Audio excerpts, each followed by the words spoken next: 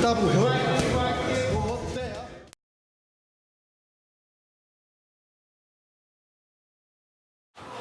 My name is Mark West. I was born in Brighton, in England.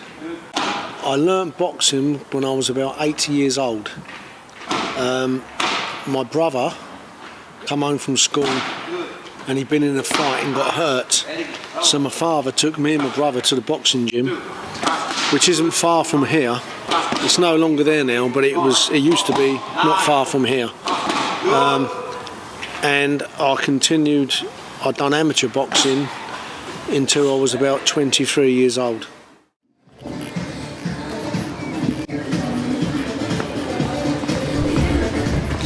Boxing to me has been a huge part of my life. Some people view boxing differently. To me, it's been about dedication, sportsmanship, it's character building, and most boxers are decent human beings. Because you have to dedicate yourself and train, you learn respect.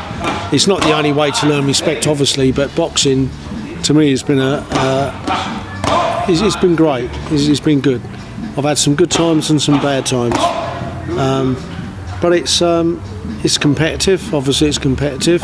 I don't view it as wanting to hurt the opponent. It's more of a skill and technique, and you also learn a lot about yourself. Hiya. Today is Thursday, 21 April, and we'll to visit my coach Mark, and he will show me some of the nice picture about his boxing history. Exciting about that. You know, it's a Olympic level boxer he has been to. Coach, you're here. You alright?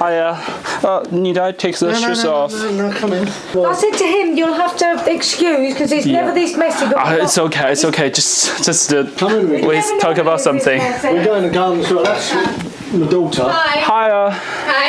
I'm sorry. That's Jenna. I'm just a little bit nervous. I've put these on a tape for you. Yes. We go in the garden in a minute, so I'll show you the garden. Okay. You know, you're Olympic level boxer and you hold a baby. It's quite nice to say. Sit down. Okay. You know, I'm filming now. Oh, yeah. Sorry to interrupt. That's right. No, this one was when I was about, I think it was about 18 or 19. I was younger then. I've also had, my nose was a different shape because I've had 2 nose operations. Okay. To straighten it out. Quite handsome one, I think. Yeah. That's when I had hair. Yeah. Okay. That's down my own gym. I had my own gym down in Brighton. That's when I was professional. That's my trainer, but he was 3 times Olympic coach. He trained the England squad in the Olympics. That was me. Wow. That's my first club. Which club. One? This one here. That's me. Okay. Tim Maloney, I went to Olympics with him. I boxed with him. Really? That's my brother. Okay. He was the champion of our club at the time, and I learned off of him, and I ended up having to fight him, and I beat him. Okay. I had over 120 something fights. I also boxed for England, represented Great Britain. I also won many local titles, and I was also rated. I went to the Olympics in Montreal in 1976. I didn't actually box in the Olympics because I won club ambassador. That means I think I had 28 straight wins. So I was sponsored to go with the English team, British team, to the Olympics. Me and another colleague. I was 16 at the time, and then I come home from there, had a few more amateur fights, and then I turned professional, of which I was rated number 3 in the country. But I was being sponsored. I still had to do my day job, which was roofing in the family business. And I had an accident and fell off a ladder, which resulted in a back injury, resulted in having a spinal operation. So it ended my boxing career. But then, after quite a few years out, I took up running and then took up training boxers.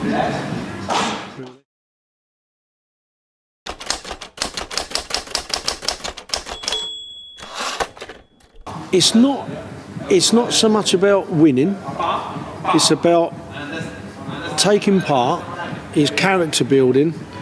I used to help run a club in Seaford, which is quite a few miles from here, and it was quite a rough area and a lot of the kids had nothing to do, so they come to the gym, and when they come to the gym, I noticed there was one young kid. He was very shy. He wouldn't even look at you in the eyes when you talked to him. Apparently he was abused as a child and he was beaten up by his stepfather. And a social worker brought him to the gym. And he learnt to box. And with him learning to box, he's come out of his shell. He talks. He's got confidence. He wasn't particularly a great boxer, but it gave him so much. It gave him confidence. Yeah, he's an amazing. He's always been a brilliant dad, but it has been great. I've watched him like break up fights before, haven't I? And Dad's always given me. He's always given me lots of tips on situations of what to do if certain bad situations were to arise with fighting. You've always tried to make me really aware about self-defense, haven't you? He's very protective. He's a protective dad, but he's also really lovely and playful, and he's got lots of sides to him. He's not just when you first meet him and you find out he's a boxer, sometimes it's a bit surprising because he's really soft as well, and he's very artistic. He does photography and Reiki. That's and all, he's into lots of things, but I'm very proud of him, and he's always been very fit as well and healthy. So you want more time with your families? Yeah, more time with the family. Now I've just got a granddaughter. Do you want a tea? Yes, please. Yeah. There was quite a few fights. Yes. But I also said I will go up and do some private training every so often. Yeah. When people phone me if they want some private training, but I can't commit to going up there 4 or 5 nights a week, which I was doing before. Okay. As much as I love it, I enjoy it.